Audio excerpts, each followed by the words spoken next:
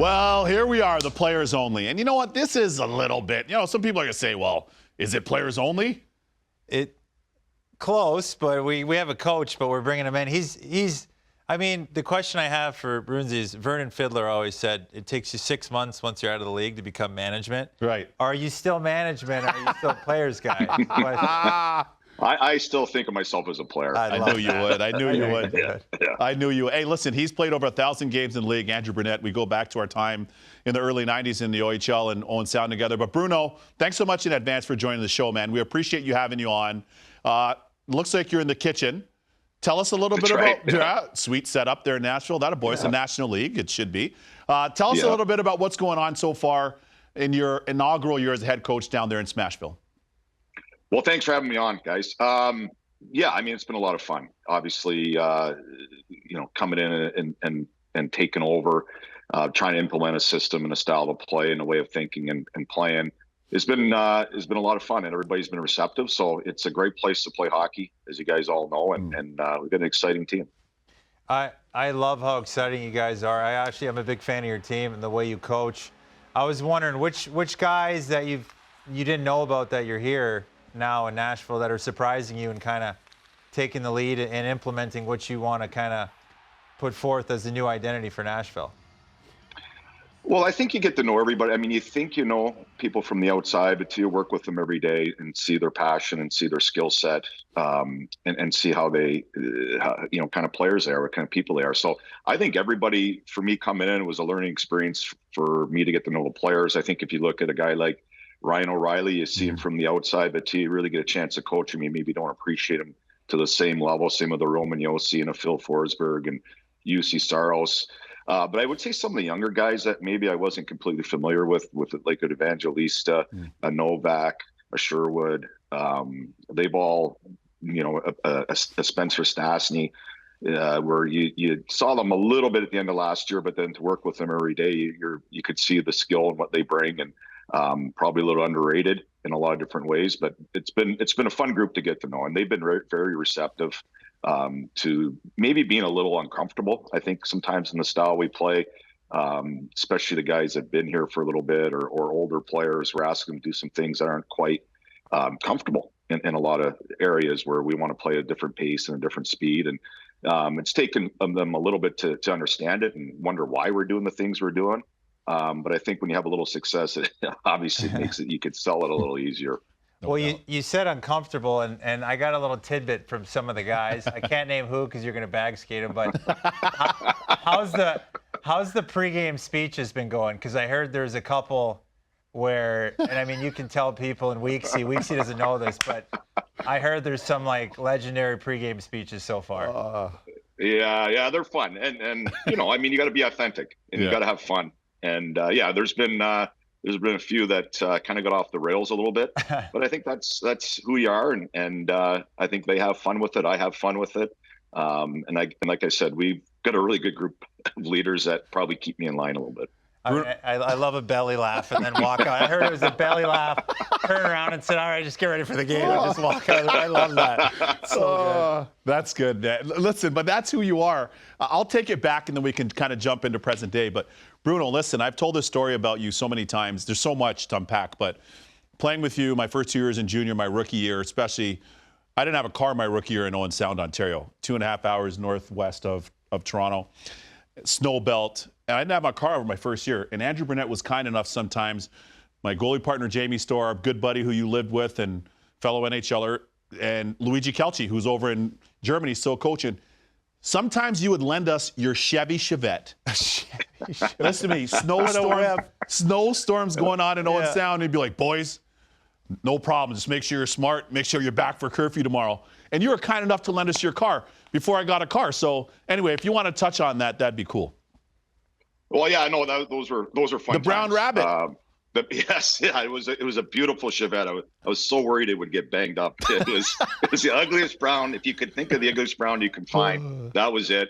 It did the trick, and we were a close team. And I understood, Weeksy and Luigi. It's tough. It's tough to leave home, and anytime you can help people out to get back and see the family. I know how much the family meant to both you and Luigi. And it's 2.5 hours as a young kid at sometimes Owen Sound could feel like it's a little farther away than it really is. And just even to make that connection that you guys can go home and make your transition to our team a little easier. So, I wasn't worried if you wrecked the ship that. Go. Well, a quick story to that. Like, I can't believe you lent that. I played in Victoriaville, and Alexandre Labonte was a guy I played with and lived with. And one day I was like, I need your car. And he was like, just don't crash it. Oh, no. And it's middle of the snowstorm. Oh, no. Everything. So I go to pick up one of the guys, and I'm rolling up this icy hill, and the car just literally stalls. And I'm like, oh, no. And instead of, looking back outside the window and kind of guiding myself down, I was like, I think if I just go straight back, I'll be fine. Crash the car, blow the tire. I'm calling him from the tire shop, being like, hey, how you doing? He's like, where's my car? I'm like, it was like, hey, it cost me like 6 paychecks too to pay that, making $16 every Bro, day. Yeah, exactly. Horrible. Well, you're loaded. You're loaded if you're making $60 a week. 16, no, 16. Oh, 16. Okay. God, there's no Okay, 60. okay. You I kidding thought me? 60. Bro, I was that's like, hilarious. Yeah, big time. No, he knows that story too. I blew his tire up. I was like, oh my God, there's no way I'm getting this car again. You had one job. That's it. You had one Don't job. fumble the bag. Oh, my God. But Bruno, what's crazy, and to that point is, being in junior and making $35 a week at the time, it was crazy. And we were a very tight-knit group, as you alluded to, but you were so gifted at being able to relate with us. And even though you were having so much individual success, you led the nation, man. You had 162 points to lead the CHL, Canadian Junior, coast to coast, 162 points. And yet still, did you at any point starting then have any aspirations of coaching at all? Because you were kind of like a father figure to us too. Yeah, God, no. No, you didn't? I never asked you this. I think you want to play. No, that's a good question. No, I don't think so. Yeah. I mean, I think you want to be part of the game. And I think you thought you weren't sure where that at that point in our life, you weren't sure where we were going to go, any of us. Sure. You just wanted to play in the NHL, and that's all your singular focus. I think as I got a little bit older in my career, into my mid 30s, and kind of thought, when it is done, and you'd have to pull the skates off me, but when it is done, I probably want to be part of the game somehow. And I kind of always thought I'd be, maybe I thought the management side and be a builder of a team, and whatever level it was junior hockey or I got an opportunity from Chuck Fletcher to kind of start that journey in Minnesota. And had a lot of fun with it. It was a great job, and it was fun, but I missed the trenches, Weeksy. I think we all do. I think as former players that you miss the day-to-day, you miss the grind with the players. You missed having an impact. You miss the relationships. You miss the highs and lows. You miss the good times, the bad times. And management, it's building, but a lot of times you're 200 feet away, or you're in a different city, you're scouting, you're trying to find players, you're looking for trades, and you miss it. And when an opportunity with Joel in Florida came around, I thought, I'll give it one more try. And if I do, enjoy it as much, or if it's something I'm missing, then, I'm going to try it. And if not, I can always go back. And went back into coaching and loved it, and learned so much from Joel, and thought, maybe one day I'd like to be a head coach. So I think that's how it went. I mean, I think as players, when you retire, you kind of get lost a little bit, I think, and you're not sure exactly, you lived your dream, and you're not sure what's next, and you're maybe a little bit in the fog until you find your path and you find your reason, or your North Star. And I think it took a little while, but I'm glad I went back and tried it, because it's a great job, and to being around the game and to being in a locker room around players, for me is the ultimate. And Bruno, like, talking about reliving past and the highest of highs for you, how I was looking at some stats at you head-to-head versus Weeksy, and I mean, it jumps off the page. What is it, 8-8? So how was the highs? This is his first show, It could be his last, though. It could be last. It could be his last, though. Look at shutout though, Weeksy. Those are solid. That's the highs of highs. See, Bruno, if you ran 8 points in a +7, that tells me that's insider information from us playing together in Owen Sound. You knew my spots. This is down in Atlanta. Like, can somebody put a body on Bruno, please? Yeah. That Week on the backdoor tap. Like, come on. Like, you got to know who you're out on the ice against. That's great footage. This is Look at that I have net not front seen this yet presence for a long time. Mr. Yeah, Instant Offense. Oh, and he gave the fist pump. Yeah. Did you see that Yeah, too? yeah, And the yeah. blank rights too. He gave it after that. How one. many bottles of wine did you take him out the night before? How many bottles of wine did you feed him? Yeah. How you That's feeling, so Brian? wrong. Yeah, we're cutting deals. Yeah. Yeah, that's so nothing like wrong. cutting Oh, no. deals. That is No, so we were- so wrong. Go ahead. Weeksy, we were so competitive when we were in junior Yeah. every day with Storzy and Weeksy. And Weeksy's one of the most competitive guys I know. I mean, he'd get so mad, and we had so much fun. We'd did. take those mornings and skate, and no, it was fun. It's fun to see those videos. I haven't seen those in a long time. Same. Well, we had the one head-to-head stat was you, and then we had a couple head-to-head stats. You had more multi-goal games than me, Okay. but I had a franchise record multi-goal game, and it was against you in Minnesota, in San Jose. No. When I was in San Jose, you were in Really? Minnesota. Oh. Yeah. Most Do we power have play the goals. tape? No. There it is. There's a shot. Just relive it. I had to make it Look at about that. me. Yes. I had to make it Yeah. about me. I had to. I know You you're on, better, but for sure. You got it. That's absolutely. That's a rocket though. that was That that's was a just rocket. one That's step. a rocket. I gotta Held it say. in, and then just look at that screen by Seth. I don't think you're on the ice, know. but I think What a- I might have stared you down. Yeah, you guys had some great teams, boy. Didn't they? That was amazing. Look at that yeah. combination. Look at all potential Hall of Famers. Exactly. All potential. That's Easy right. now, Bruno. No, it's, hey, listen. Yeah. Hey, I know what he meant. I know what he meant. I know what he meant. I'll be your assistant coach. We'll go to the Hall of Fame Yeah. together for coaching. Yeah, That's what we'll do. Bruno, here's a question for you. So, you're fortunate because you played in this league a long time. You had an awesome playing career, over 1,000 games, and you played with and against some really great guys. And, of course, you had some really influential coaches. You named Joel along the way. Obviously, Trotzy is a big supporter of yours, as you are his too. Maybe you can speak to what he's meant to you as well as Joel that you mentioned before. And is there anybody else outside of Trotzy that's influenced your coaching style? Well, I was really fortunate. Obviously, began with Trotzy in the American League and then in Portland. Nashville. Yeah, exactly. And he was a big reason I am where I am today. Just not even as a coach, being as a player. The belief he had in me for a kid that couldn't skate and a late round pick and kept pushing me and was there for the ups and downs. I think up and down 18 times one year, and every time I went down, he made it fun and exciting. And we'll get back. And this is growth. Growth is fun, and you'll get there. So he meant a lot to me individually, and then obviously being around him and learning how he does business and how he does his thing and how he coaches and how he treats people. It was a big, obviously huge mentor. And I was lucky. I got to go play for Jacques Lemaire, who taught me more about the game of hockey than anybody, the X's and O's and where to stand. And I mean, his mind was a brilliant mind. There's nobody smarter that I've been around for that aspect. So I was so fortunate. I was a sponge being around him. I had no idea anything away from the puck for the most part. And he taught me, and just like I said, you're a sponge. He taught you the away from the puck, the defensive side of things, and the offensive side. I mean, obviously he's a Hall of Famer, 1,000-point guy. But so he was being around him. Really, we're sum of all parts. He's a big part of how I see the game and how I think the game. And then I'm working with Joel for as long as I did, both working and playing for me, and how he does his business and how he treats people and the excitement and the energy he brings every day and how he thinks the game and how he thinks it should be played. Those are invaluable.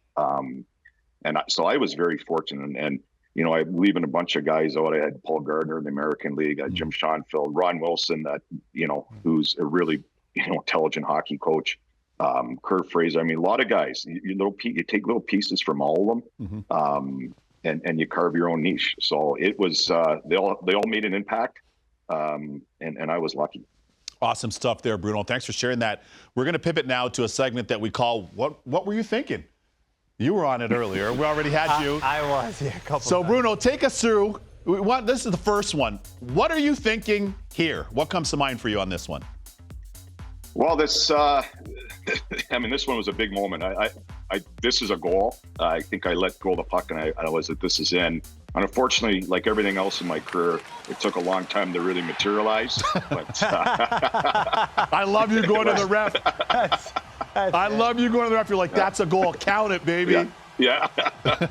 Yeah, and that was a special one. But yeah, I was definitely. I knew that was in. I knew I had a great angle at it, and that was long overdue. I think we won the game in a partway through a period here in Nashville that year. So that definitely was a highlight of my career. One of them.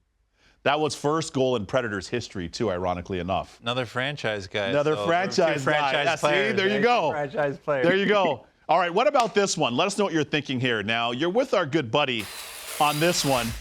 Our good buddy, Torch. Torch, my guy. Yeah. Really, trying my to understand. guys, I should say, in this shot. I'm trying to understand what he's saying. I'm not sure if he's yelling at me or if he's because it could go either way with him. But You no, guys he did was. Yeah, go ahead. Yeah, he was great. I mean, he was fun to coach. Really a lot of fun to coach with. Really intelligent, hardworking guy. But yeah, he loved to yell. Like I said, was he yelling at me or is he yelling at the ref or yelling at the other team or? You guys did a great job at Mini though that year down the stretch. You guys did a really good job down the stretch.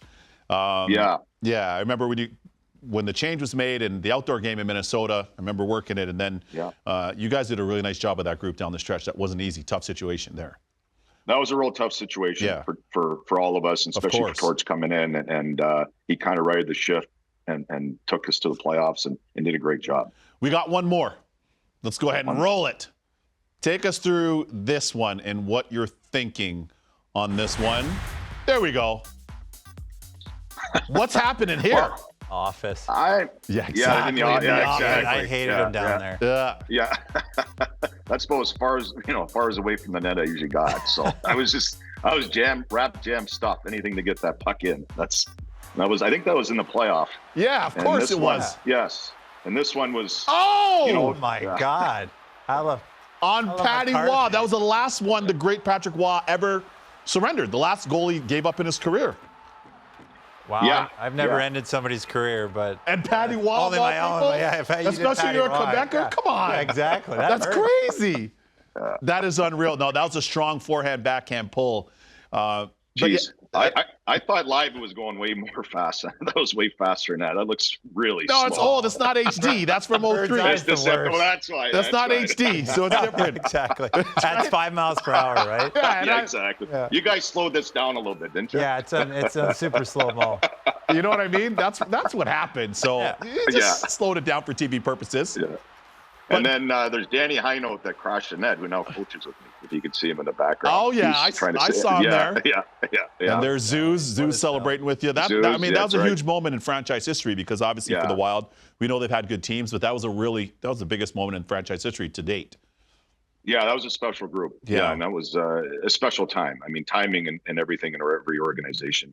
And for me, for Minnesota, that was perfect timing. Coming to the league and playing, arguably if not the greatest team of that generation, or them in Detroit, the battles they had, and to be the underdog and be down 3-1 and hockey just coming back to Minnesota, it all kind of came together and really made that city pop and that organization, I think, really a big stepping stone for them and a wonderful group of guys. I mean, that group of guys, you don't always.